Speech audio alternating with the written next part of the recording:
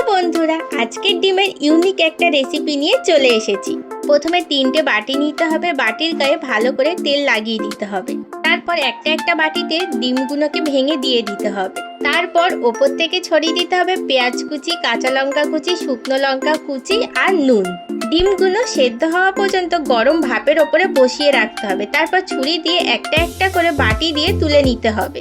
ডিমের কারি রান্নার জন্য পেঁয়াজ, আদা, রসুন, লঙ্কা, টমেটোটাকে পেস্ট করে নিতে হবে। তারপর কড়ার মধ্যে তেল দিয়ে গোটা জিরে আর পেস্ট করা মশলাটাকে ভালো করে কষিয়ে নিতে হবে। এরপরে হলুদ গুঁড়ো, লঙ্কা গুঁড়ো, নুন, জিরে গুঁড়ো আর ধনে গুঁড়ো দিয়ে ভালো করে মশলাটাকে কষিয়ে নিয়ে জল ঢেলে দিতে হবে। তারপর ভাপিয়ে রাখা ডিমগুলোকে দিয়ে দিতে হবে। তরকারিটা ফুটে গেলে ওপর থেকে কাসুরি মেথি ছড়িয়ে দিতে হবে। তাহলে আজকে আমাদের তৈরি হয়ে গেল ডিমের অমলেট ভাপা। এইরকম রেসিপির জন্য কি করতে হবে? সাবস্ক্রাইব। টাটা বন্ধুরা।